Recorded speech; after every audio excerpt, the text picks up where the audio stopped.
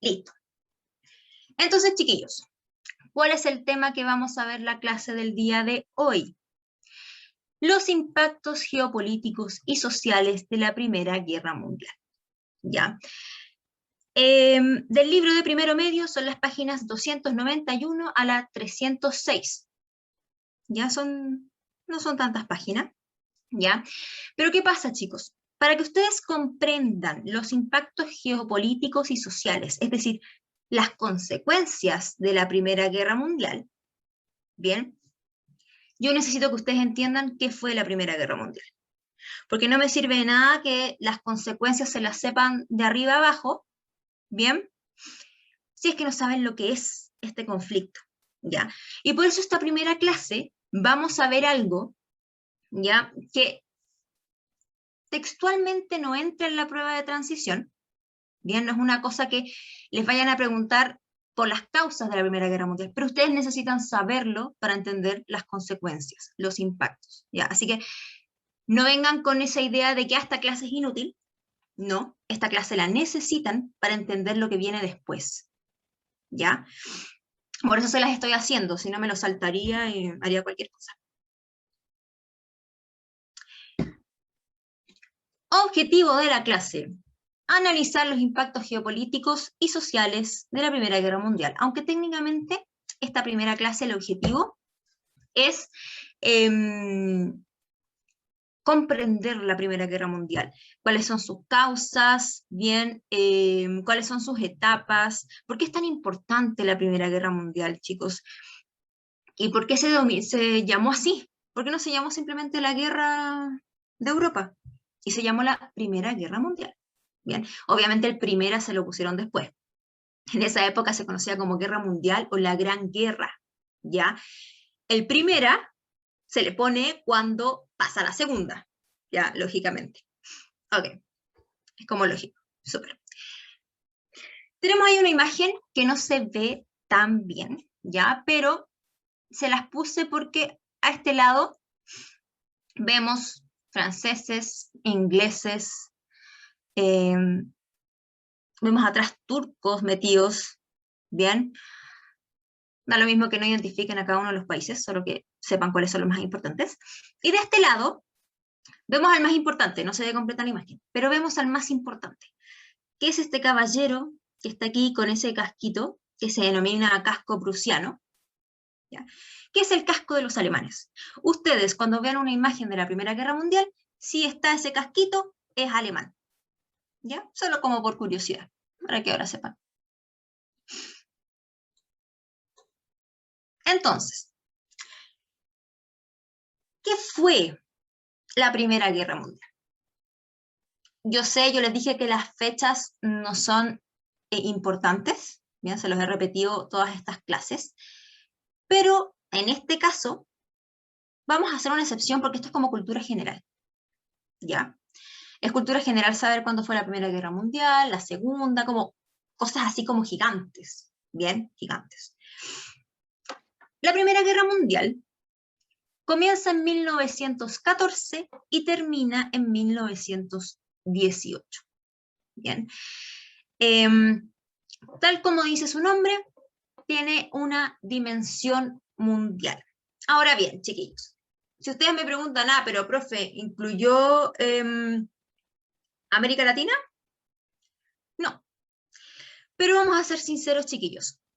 En esa época, América Latina no era considerada como una parte fundamental del mundo, ¿ya? América Latina era más bien como un complemento que estaba por allá atrás, que nos servía para hacer negocios, el mercado, las materias primas, pero no tenía más importancia que esa, ¿ya? Realmente no sé si tenemos más importancia hoy. Es un misterio que estamos resolviendo, ¿ya? Pero tiene dimensión mundial porque incluye lo que en esa época se consideraba el mundo, es decir, Europa. Acordémonos que estamos todavía en un eurocentrismo, ¿bien? Eso de que Europa es el centro. E incluye un país que ya no está en Europa, porque si no sería la guerra europea, ¿bien? Incluye a Estados Unidos. Ya con esa inclusión de Estados Unidos, que está fuera de Europa, comienza a considerarse como algo más bien mundial. Y también incluye, chiquillos, África. Y ustedes me dirán, ¿por qué incluye África? Porque África debe ser igual de nulo que América Latina. Bueno, lo que pasa, chiquillos, es que hay que ligarlo con el imperialismo que vimos la clase pasada. Los europeos tenían dominio de África. Bien, tenían dominio de África. Por lo tanto, chiquillos, muchos soldados ingleses, franceses, acuérdense que eran las principales potencias imperialistas, eran de África.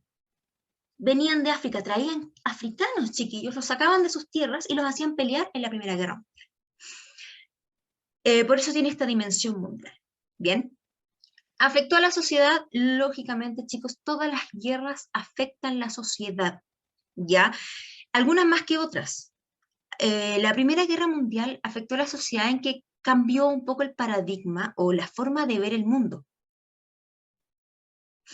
Sí, Camila, estaba nombrándolo sobre la dimensión mundial. Ahora pasé a la afectó a la sociedad, ¿bien?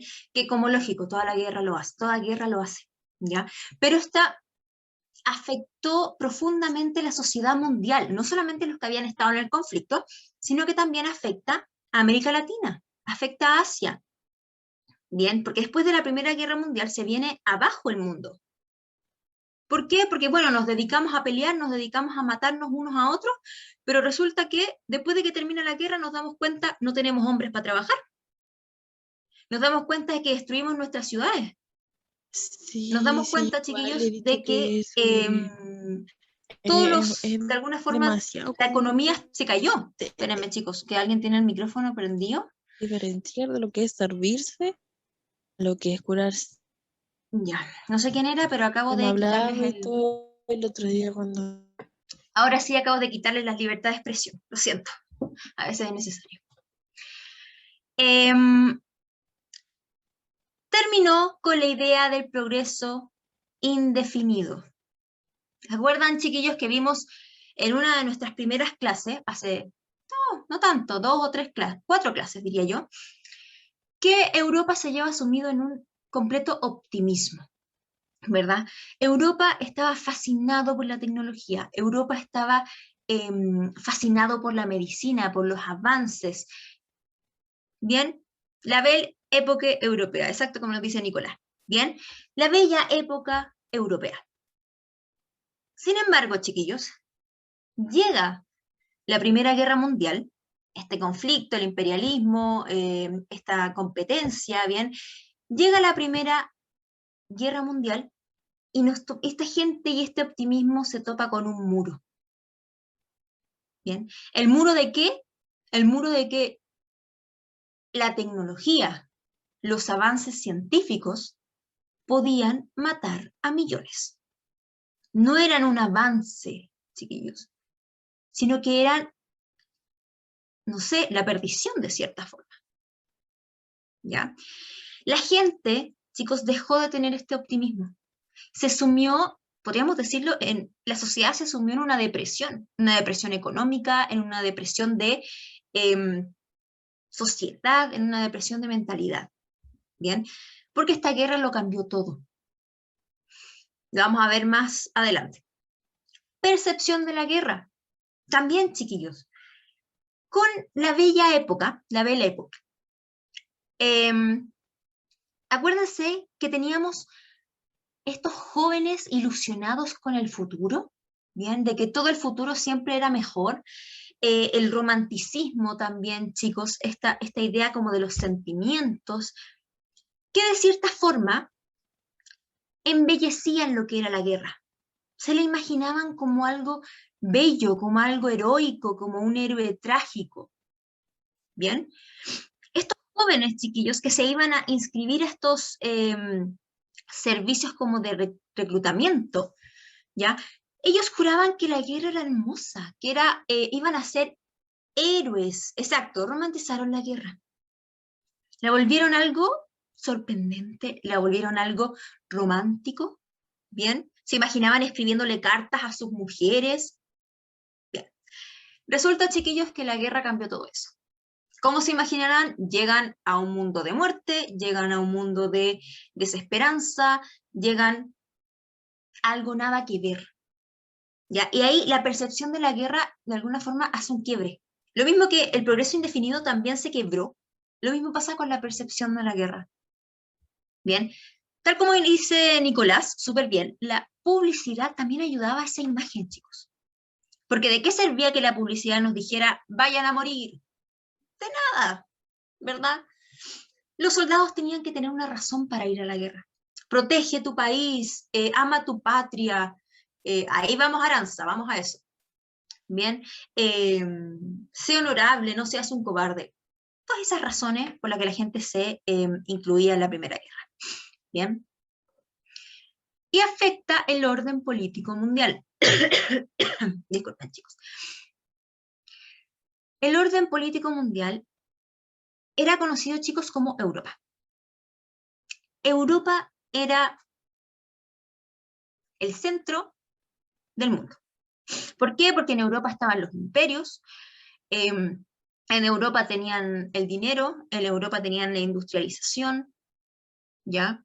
Sin embargo, con la Primera Guerra Mundial, después de la Primera Guerra Mundial, Europa decae. ¿Y por qué? Porque la guerra había sido en su territorio. Bien, la guerra había sido en territorio europeo. Todo se cayó, los edificios, los campos se quemaron. Bien, entonces, ¿quién surge ahí como, de alguna forma, el salvador de la economía mundial? A ver si pueden adivinar, que es bastante obvio. Muy bien, Nicolás. Muy bien, Antonio. Estados Unidos. Bien, surge como el salvador de esta economía mundial, surge como nueva potencia mundial, ¿ya? Y es en Estados Unidos donde de alguna forma van a comenzar los avances, ¿ya? Porque Estados Unidos comienza a recuperarse mucho antes que Europa. Antecedentes generales de la Primera Guerra Mundial. El primer antecedente, rivalidades entre las potencias europeas. ¿Qué pasaba? Imperialismo, chiquillos. Recordemos eso, ¿ya? Las potencias europeas buscaban expandir sus dominios. Las potencias europeas que querían crecer, querían ser mejores que el resto. Bien. Y ahí entra la idea del nacionalismo y el patriotismo. Algunos me han preguntado cuál es la diferencia. Bien, chicos, los estudiosos, muchos no tienen respuesta a esta pregunta, porque son conceptos muy, muy parecidos, ¿ya? Pero asocian que la nación, de cierta forma, es considerado como un conjunto, ¿bien? Que está dentro de un territorio, ¿verdad? Eso lo vimos. Nación, conjunto de gente dentro de unas fronteras políticas, ¿ya? El movimiento nacionalista considera que esa nación, bien, es de cierta forma excluyente, es decir, que excluye al resto de las naciones. Y que propone, nuestra nación es mejor que el resto. ¿Bien? Es mejor que el resto. Dominique, antecedentes. Bien.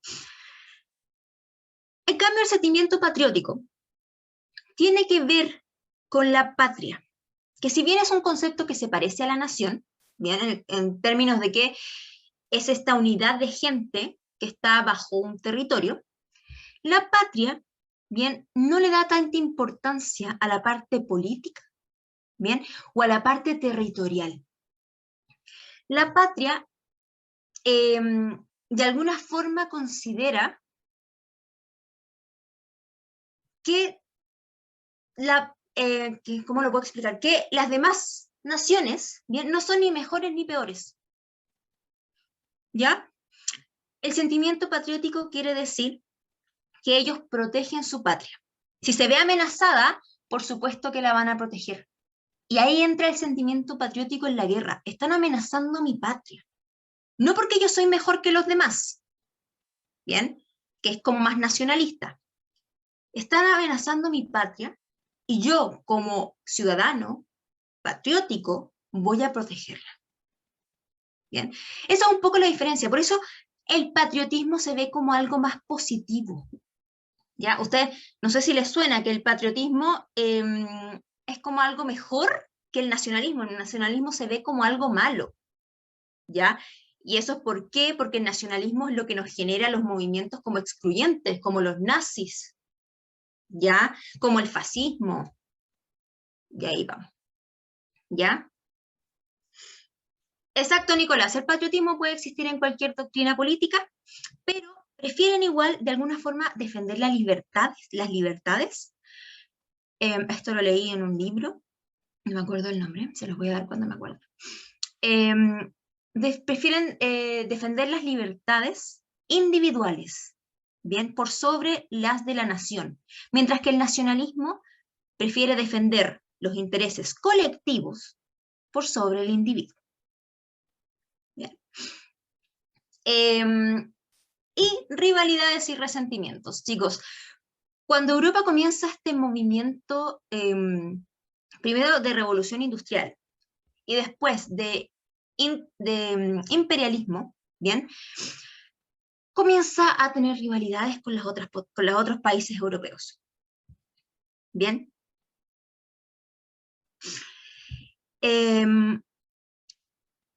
¿Por qué habían rivalidades, chicos? Porque unos querían expandirse más, porque otros querían tener más territorio, porque sentimientos patrióticos, sentimiento nacionalista, etc.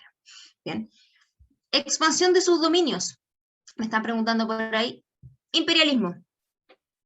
Bien, imperialismo, expansión de sus dominios. Yo me quiero expandir porque quiero tener más mercado, porque quiero tener más dinero. Bien.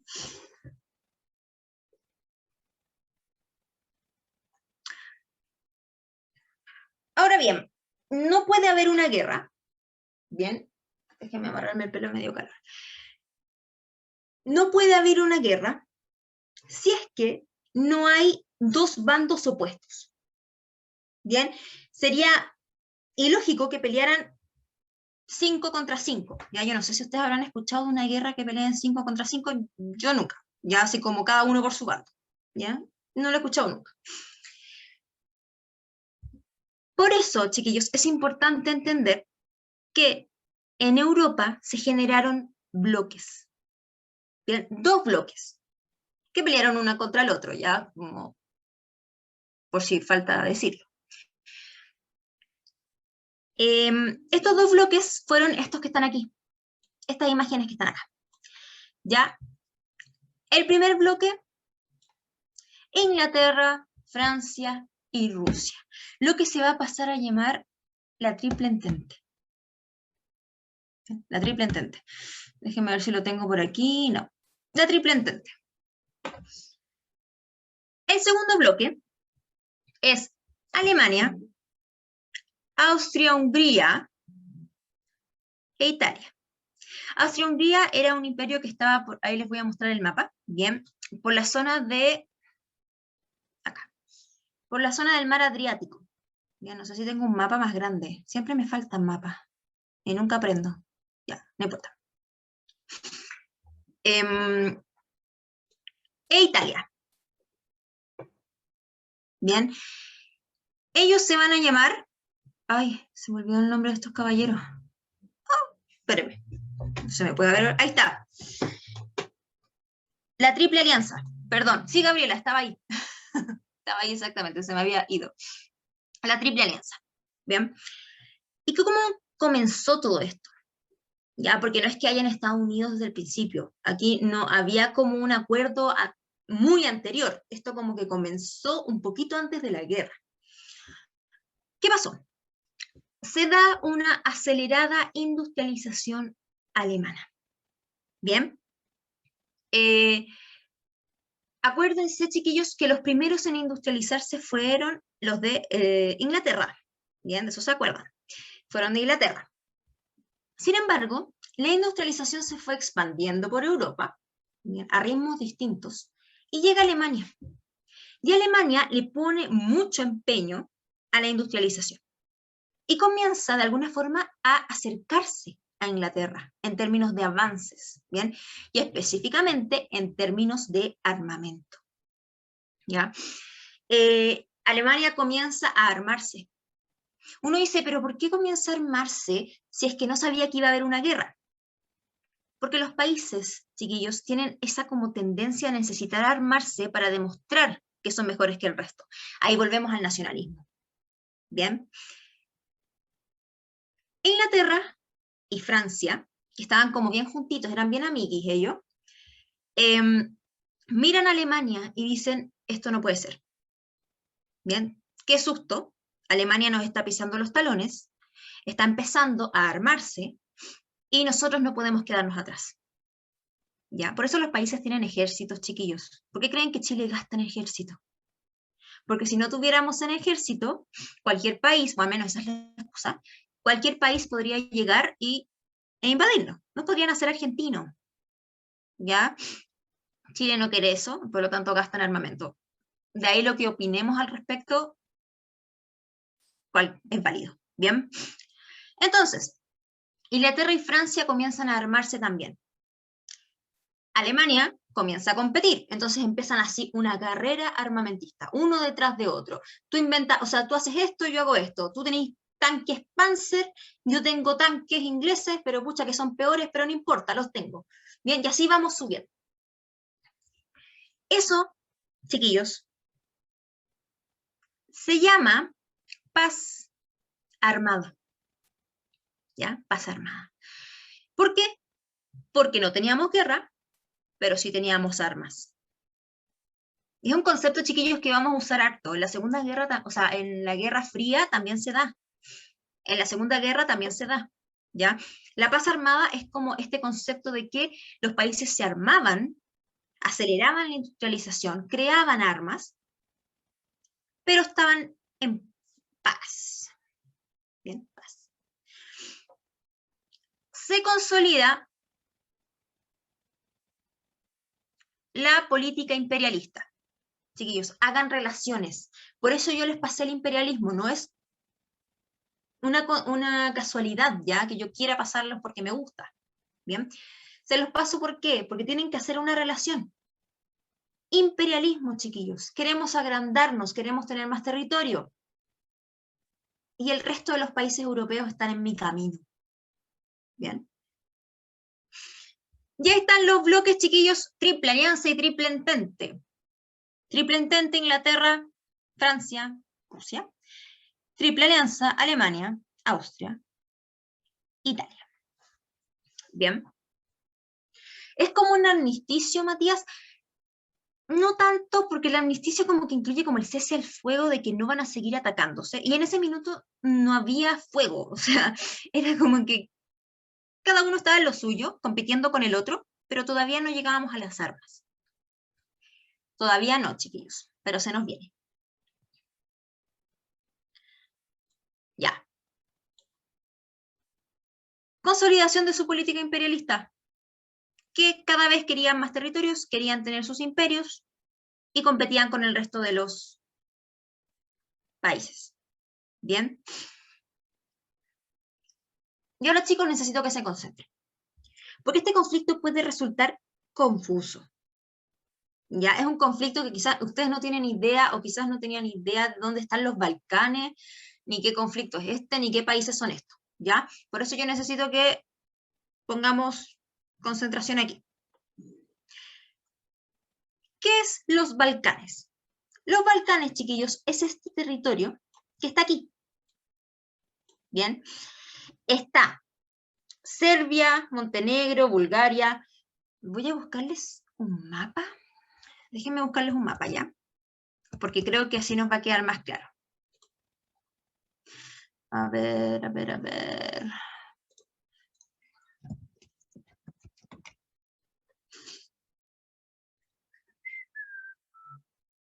Veamos si este nos sirve.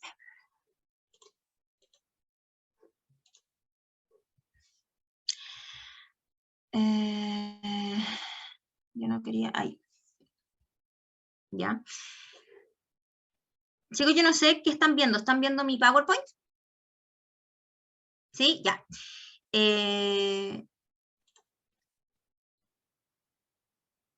Acá. Ya dejaron de ver mi PowerPoint, empezaron a ver este mapita. ¿Ya? Está en una página, no sé qué dice el resto, pero da lo mismo. Fíjense en el mapa. No se fijen en el mapa porque es muy chico. No sé si... Ya, aquí está mejor. Vemos Italia, ¿verdad? Ya todos identificamos Italia, asumo. Todos tenemos conocimiento de que Italia es la bota. Bien. Esto que está aquí, este pedazo de mar, se llama mar Adriático. ¿Ya? Ese pedacito de mar que está como ahí en medio. Y al lado, bien, ese territorio que está ahí antes de Grecia, incluyendo a Grecia, ya que está como de este lado, incluyendo Romania, Bulgaria, bien, todo ese territorio se llama los Balcanes. ¿Puedo agrandar la imagen? Yo creo que sí. A ver. No, creo que no. Ya, pero no importa, chiquillos. Lo que me importa es que quede claro de que está en el mar Adriático con lo que es Italia, al lado. ¿Ya? Pero Italia es como parte de otro mundo. Los Balcanes están ahí. Ahora, ¿por qué los Balcanes son tan importantes? Porque los Balcanes son de cierta forma, bien, la conexión al otro lado, al Mar Negro. ¿Ya? Por eso tienen cierta importancia estratégica. Bien, y ahora voy a volver a mi PowerPoint. Denme un segundo. Ya, ahí volvimos. Entonces, este territorio, conocido por los Balcanes, como los Balcanes, el mar Adriático, aquí está. Y aquí este pedacito amarillo que está acá es Italia. Bien. Todo el espacio naranjo, bien, y naranjo clarito, son parte de lo que se llamaba el Imperio Austrohúngaro. ¿Ya? Déjenme ver si se los puedo rayar.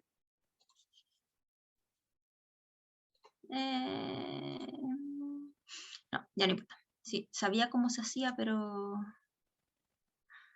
lo olvidé. Toda esa parte naranja, chiquillos, es el Imperio Austrohúngaro. ¿Ya? Y esta parte que está acá abajo, que se llama Bosnia-Herzegovina, bien, así como suena, complejo, no era parte de este imperio. ¿Ya? No era parte. Ahora, ¿qué pasa? Austria-Hungría estaba súper interesado en ese territorio. Bien, le echaba ojitos desde hace mucho tiempo. ¿Por qué? Porque era como un pedazo, como un apéndice menos que tenía. Ya, si ustedes lo ven todo el lado coloreado junto, dices, obvio, tiene sentido que sea como un imperio. Pero si le sacamos ese pedacito como rosadito, o más rosado, no sé qué color lo verán ustedes, bien, es como si le faltara un pedazo. Ya, eso era lo que opinaba Austria-Hungría. Ellos opinaban que le faltaba Bosnia y Herzegovina. Bien. ¿Quién estaba interesado en este territorio, Juliana?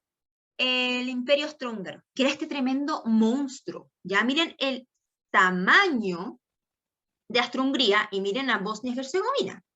¿Ya? ¿Ustedes creen que Bosnia y Herzegovina tenía opción de librarse de esto? No. ¿Ya? No tuvo nada que decir, no tuvo nada que hacer. Bien. Y el Imperio Austrohúngaro anexó ese territorio. ¿Qué significa anexó? Se lo comió. Bien, y dijo ya, ahora es parte de nuestro territorio. Bien. ¿Qué pasó, chiquillos? Miren acá abajo. Vemos otro país. Bueno, ya, ignoremos Montenegro porque Montenegro es del tamaño de un, no sé, de un chicharrón. Bien, pero vamos con Serbia. Miren a Serbia. Serbia tiene un tamaño decente. Bien. ¿Y qué pasó con Serbia, chicos? Serbia estaba muerto de miedo. ¿Ya? ¿Por qué estaba muerto de miedo? Porque Austria-Hungría se había comido a Bosnia y Herzegovina. Y en este proceso de imperialismo, de querer comerse todo el terreno, podía ir en busca de ese territorio serbio. ¿Ya? Serbia estaba asustadísima. No quería perder su soberanía. ¿Ya? Y obviamente cuando se anexó Bosnia y Herzegovina, Serbia se sintió atacado. Bien, esta anexión atentó contra los nacionalistas serbios. Los nacionalistas, chiquillos, dijeron, no puede ser, acaban de ocupar un terreno que está al lado nuestro, y en cualquier minuto llegan y nos comen a nosotros. Bien, ese era el miedo. ¿Este anexo fue por medio de guerras, Tiare? No, fue por medio de extorsión. No, amenazas. Bien, tengo un medio ejército. ¿Quieres enfrentarte a mí, pequeña Bosnia-Herzegovina? No, ya ningún jefe de Estado, ningún jefe de país va a aceptar una guerra tan desigual, tampoco. ¿Ya? Entonces, esta tensión, chiquillos, porque todo esto fue un drama, un dramón, fue detonante del conflicto. Ya. ¿Qué sucede con Bosnia al ser anexada? Nada, se vuelve parte del imperio. Ponen un gobernador que es parte del imperio, aplican sus políticas, aplican la economía. Es como que a nosotros nos comiera Argentina. Ya nos aplican que ahora somos todos argentinos, ahora tenemos la política argentina, la economía argentina, algo así. Bien. Después vuelvo a eso. Chicos, esta tensión fue el causante. María Jesús, no fueron directamente a Serbia, todavía no iban, ¿ya? Pero los serbios se sintieron igual atacados. Dijeron, están anexando un territorio al lado nuestro, ¿bien? Por lo tanto, nos sentimos atacados, ¿ya? No es que hayan llegado y hayan atacado a Serbia. Seguimos con antecedentes generales, ya que esta diapositiva se me fue para abajo. Sabemos que esta tensión fue la causa, de cierta forma, tensión fue detonante del conflicto, pero hay una gota que rebalsó el vaso. ¿Ya? ¿Cuál es esa gota que rebalsó el vaso? El 28 de junio de 1914, iba paseando en su auto el heredero de la corona austrohúngara, Francisco Fernando, FF, bien, para los conocidos, FF. El señor Francisco Fernando, bien, era el heredero de la corona austrohúngara. Era como el sobrino del tío, y era el que iba a heredar la corona del gran imperio. Bien. ¿Qué pasó?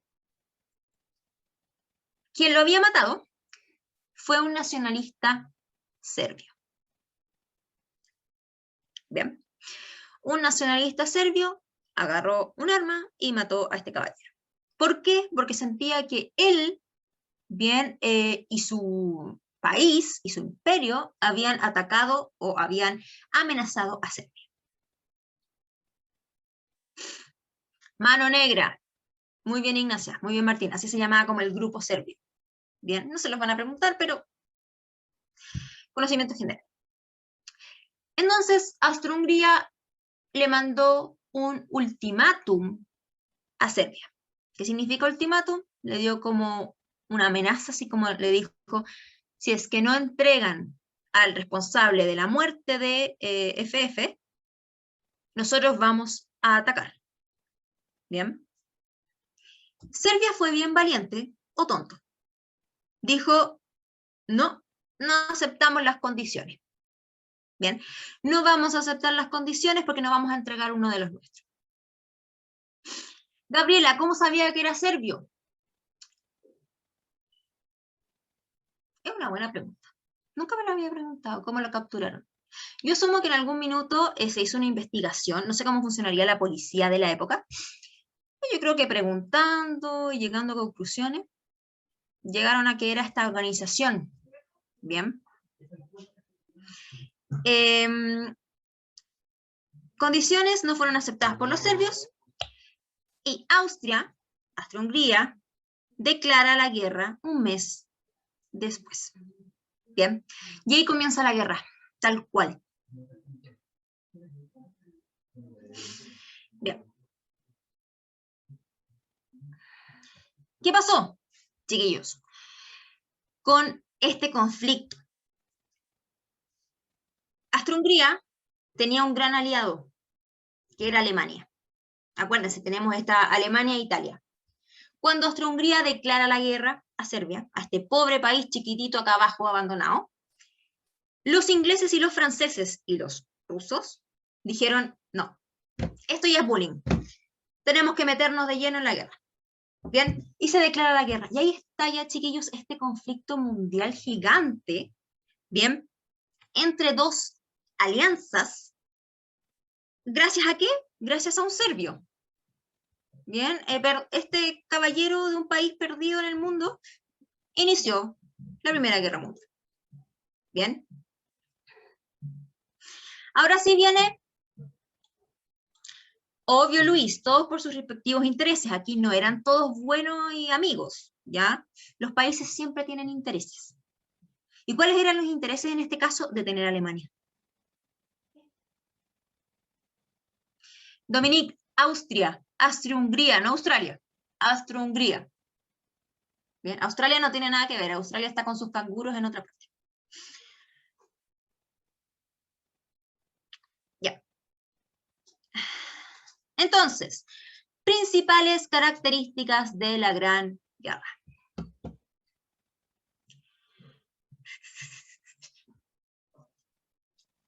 Primero, las etapas de la guerra, ¿ya? Para que entendamos, chiquillos, cómo evolucionó este conflicto, ¿ya?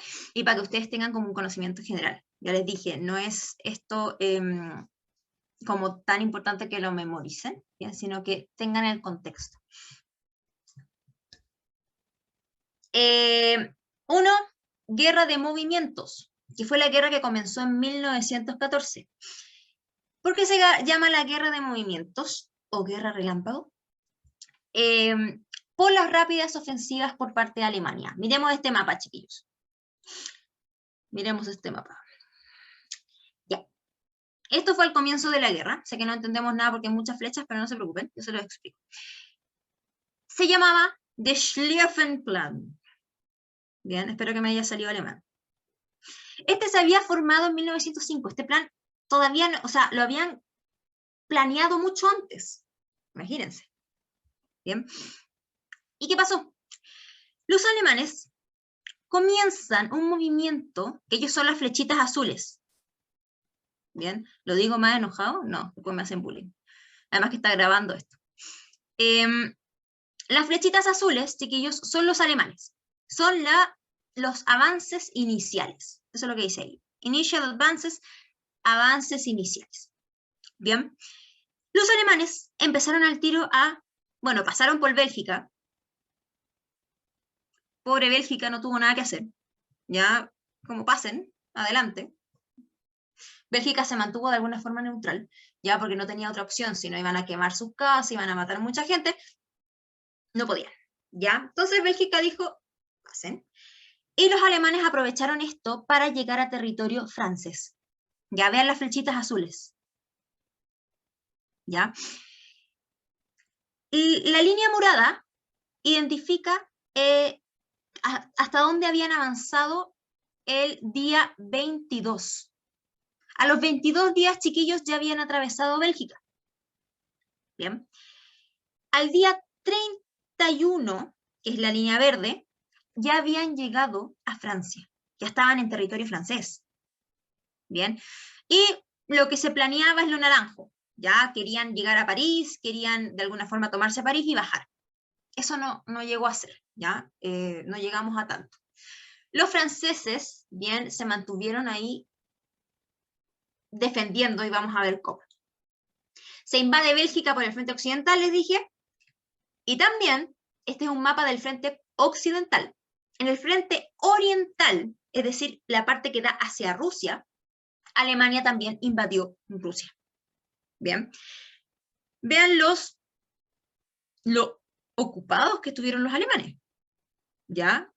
Vean cómo avanzaron, chiquillos, la velocidad con la que se movieron. De repente ya estaban en Francia. ¿Ya? Y los pobres franceses, sacre bleu, no sé, ¿cómo lo hacemos? Bien, y ahí llega la guerra de posiciones o de trincheras. Bien, la guerra de posiciones o de trincheras. ¿Qué es lo que hacen los franceses? cavan trincheras. Literalmente hoyos.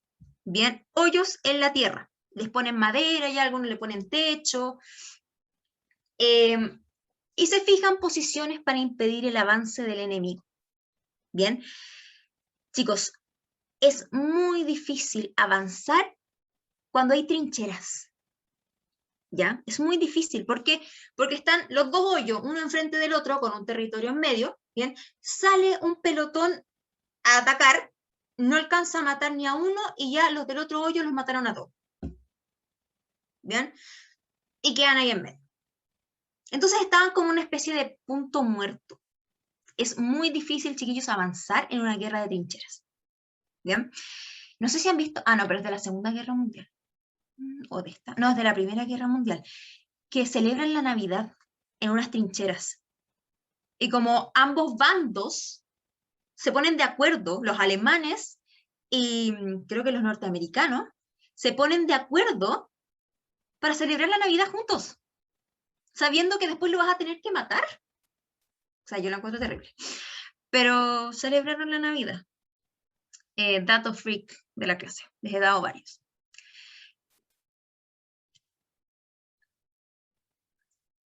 En 1917, retiro de Rusia por el estallido de la Revolución Comunista. Chicos, Rusia había estado apoyando en la guerra, sin embargo, la situación interna de Rusia, la situación dentro del país, era caótica. Ya, en esta época acordémonos de los zares, no sé si les suenan los zares, el zar Nicolás II, la princesa Anastasia, esa sí se les debe sonar. Vivían en lujo, mientras que el pueblo se moría de hambre.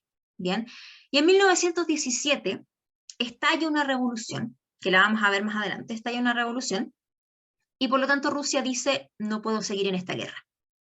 Bien, tengo la tendalá dentro de mi país, no puedo seguir combatiendo. Bien, y se va a Rusia. Pero ¿qué pasa? ¿Quién llega a sustituirlo? Aparece Estados Unidos. Bien. ¿Cómo aparece?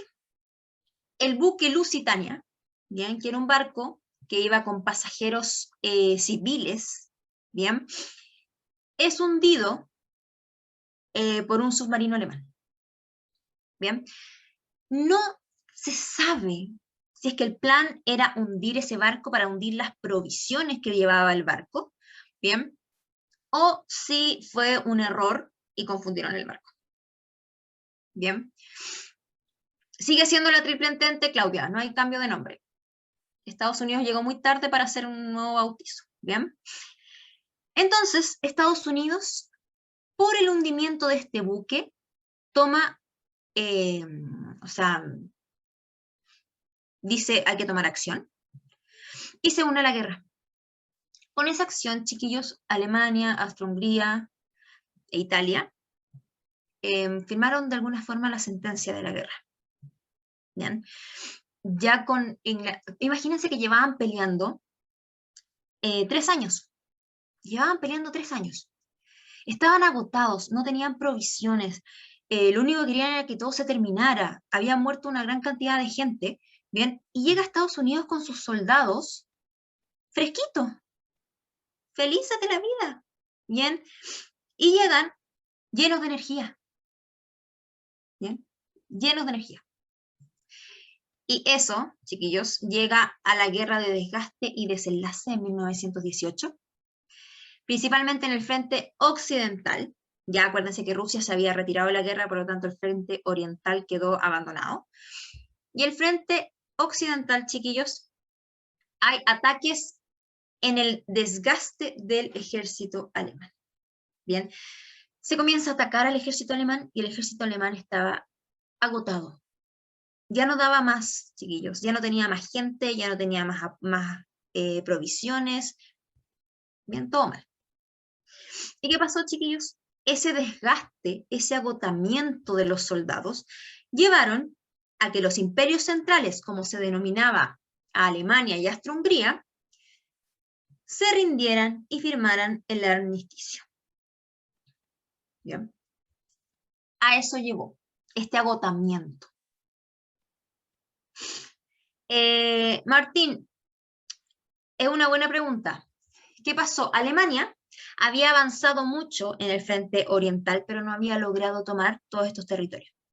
Bien, y se había empezado a retirar. Alemania y Austria-Hungría. Bien, porque en Rusia estaban en invierno, ¿ya? Había una mala situación, por lo tanto decidieron simplemente retirarse porque ya estaban agotados. Lo mismo, guerra de desenlace. Estaban muertos. Vuelvan, tenemos que defender los territorios que ya tenemos. ¿Ya? Volvieron, pero no ganaron. ¿Qué es armisticio? Es un acuerdo, chiquillos, de cese al fuego.